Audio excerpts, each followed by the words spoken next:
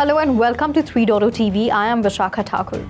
So global crypto adoption is approaching a significant milestone, with 7.51% of the world's population now using digital currencies, according to a report by Metrixport. The report projects this figure to exceed 8% by 2025, signaling a potential shift of crypto from a niche market into mainstream financial systems. Well, the report also highlights the growing influence of institutional involvement, which is a key factor driving the steady increase in adoption. Ether exchange-traded funds in the US saw zero flows on Monday for only the second time since their listing in July, according to data gathered by Zozo Value. Bitcoin ETFs, meanwhile, enjoyed their highest inflows since September 27, adding a net of $235.2 million. Fidelity's product led the gains with $103.7 million, while BlackRock's fund garnered $97.9 million. In contrast, the 9 Ether ETFs registered zero flows in either direction. The only other time this has occurred was August 30. The S&P 500 and Nasdaq tumbled over 1% and closed the day near their lows, possibly pushing down crypto prices, which shed much of their earlier gains. So over $215 million in leveraged crypto positions were liquidated during the day, hitting longs and shorts equally. MicroStrategy surged 5.5%. It's possible overvaluation to Bitcoin rising even more and maybe setting the stage for more debt offerings, creating a continued positive feedback loop with its stock, 10x Research noted. A US court approved FTX's bankruptcy plan on Monday, which will see the majority of crypto exchanges' customers get the equivalent of their 2022 losses and then some. The decision confirms the FTX estate's second amended bankruptcy plan, which was filed in September and met with the approval of 96% of voting creditors by headcount and 98% of creditors by amount. So according to the plan, customers can expect to receive cash repayments worth an average of 118% of the value of their holdings at the time FTX filed for bankruptcy in November of 2022, though some could get up to 140%, lawyers for the estate said Monday. Redstone Oracles has launched Bitcoin staking oracles, enabling users to stake BTC for liquid staking tokens like LBTC on Ethereum. Well, these oracles allow BTC LSTs to be used in DeFi for lending and other purposes, similar to Ethereum's LSTs. Without oracles, LSTs could only be used for liquidity on decentralized exchanges.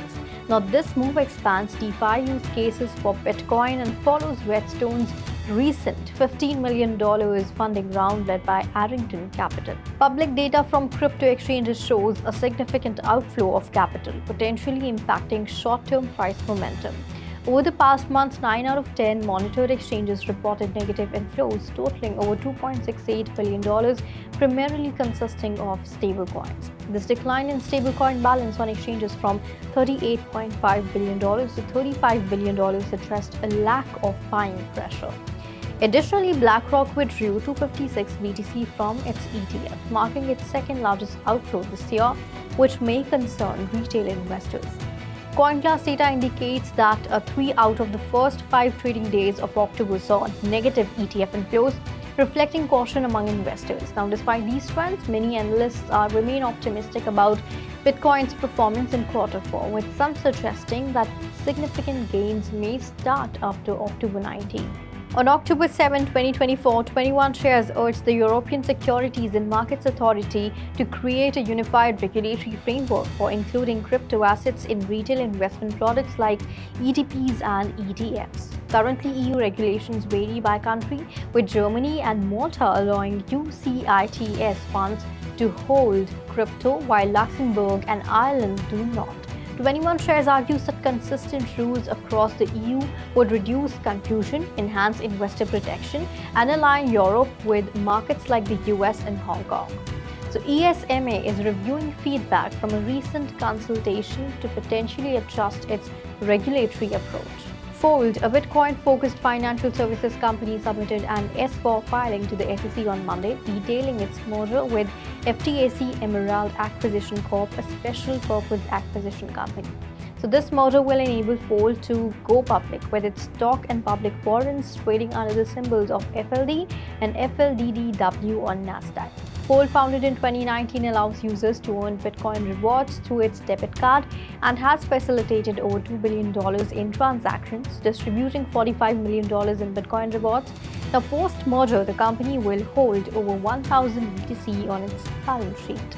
ImmuneFire's 2024 report reveals that Ethereum remains the top blockchain for white hat hackers, despite a drop in interest from 94% to 87%. While Polygon and Solana followed by Arbitrum and Optimism, improper input validation is the most common vulnerability, while a re-entrancy attacks have decreased to 16%.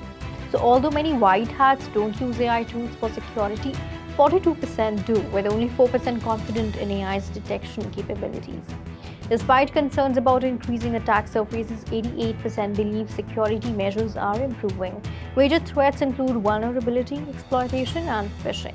Ethereum co-founder Vitalik Buterin donated $182,000 worth of ETH converted from the Moo Deng meme coin to the biotech charity Cantrell.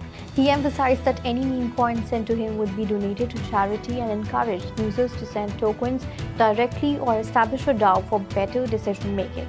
So Buterin expressed his belief that meme coins should contribute positively to the world. The Moo Deng meme coin, named after a popular pygmy hippo in Thailand's Khao Kyu Open Zoo, was trading around $0.105 with a market cap exceeding $105 million.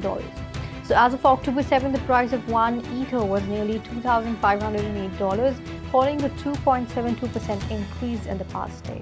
So that's all in the bulletin today. Keep watching 3.0 for more such updates, and do log on to our website www.3versetv.io or scan the QR code. This is me, Vishakha Thakur, signing off.